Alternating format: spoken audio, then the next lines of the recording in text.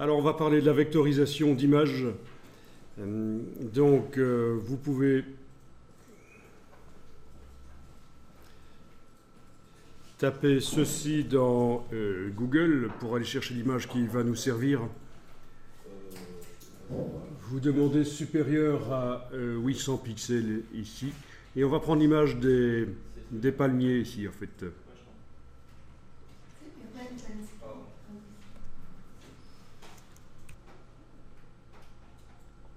Alors, une fois que l'image est téléchargée, vous allez l'importer dans Illustrator, dans un nouveau document.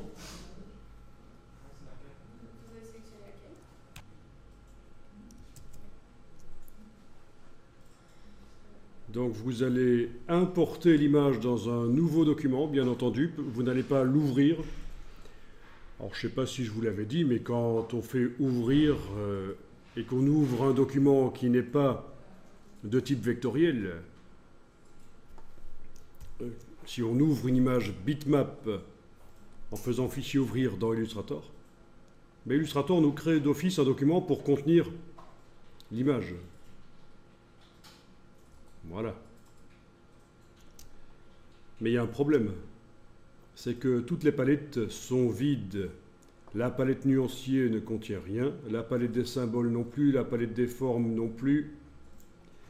En fait, toutes les palettes sont vides parce qu'en fait, on n'a pas démarré d'un document de départ prédéfini dans Illustrator. C'est un document vide qui s'est créé. Donc, vous ne faites pas ça, vous ne faites pas ouvrir dans Illustrator pour ouvrir une image pixel. Vous importez dans un nouveau document. Donc, nouveau document, je vais toujours prendre la 4 horizontale en RVB. Et j'importe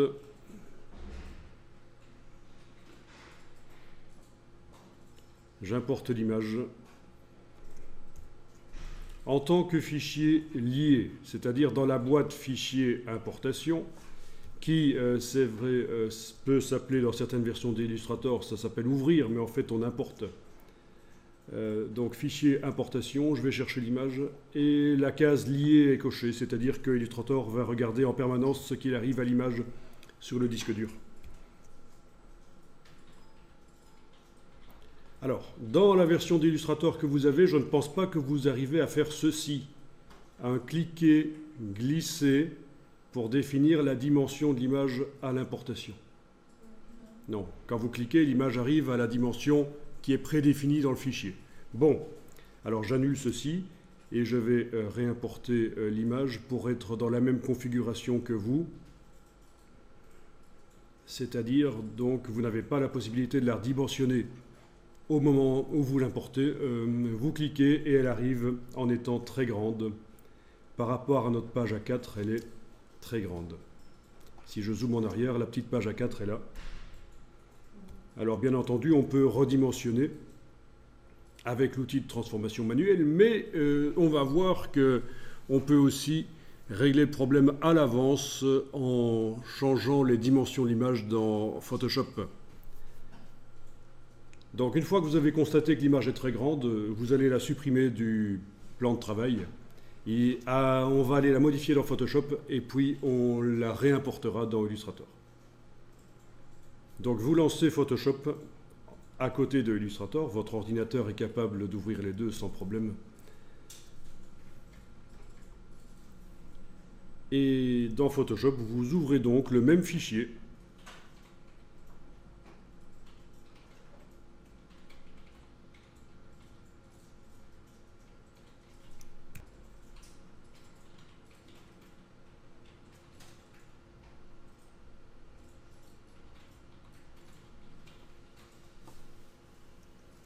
Alors, il est possible qu'il y ait des messages à propos des profils couleurs.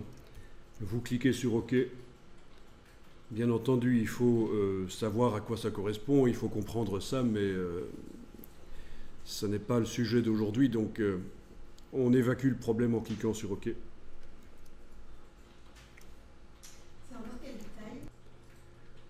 Bon, alors dans Illustrator, vous avez un document A4 horizontal. Et donc, pour Illustrator, actuellement, puisqu'il s'agit d'un document définies en centimètres, ben, c'est les mesures métriques qui comptent. C'est pas le nombre de pixels. Donc en fait, voilà, si l'image Photoshop ici arrive très grande dans Illustrator, c'est parce que dans le fichier de l'image, il est indiqué des mesures métriques excessives. On va aller corriger la chose. Donc on va corriger les mesures métriques dans Photoshop et dans Illustrator, qui tient compte des mesures métriques, ça ira mieux. Donc on va dans le menu Image, taille de l'image.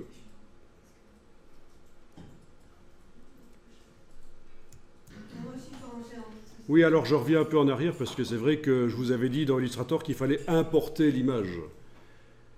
Mais dans Photoshop, vous l'ouvrez.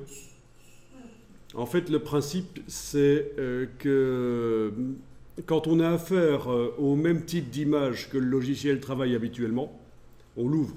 Quand on a affaire à des images d'un type différent, on l'importe. Donc Illustrator, c'est vectoriel. Si je veux amener dans Illustrator une image pixel, je l'importe. Photoshop, c'est pixel. Si je veux amener une image pixel, je l'ouvre. C'est quand je voudrais amener du vectoriel que j'importerai. Vous voyez, c'est toujours le principe. Hein.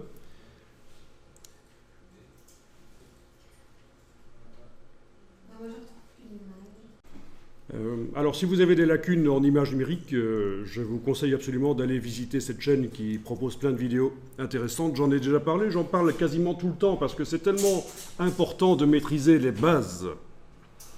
Maîtriser les bases, et donc la chaîne youtube.com/idicotv vous offre plein de petites capsules vidéo qui vous expliquent les bases des images numériques.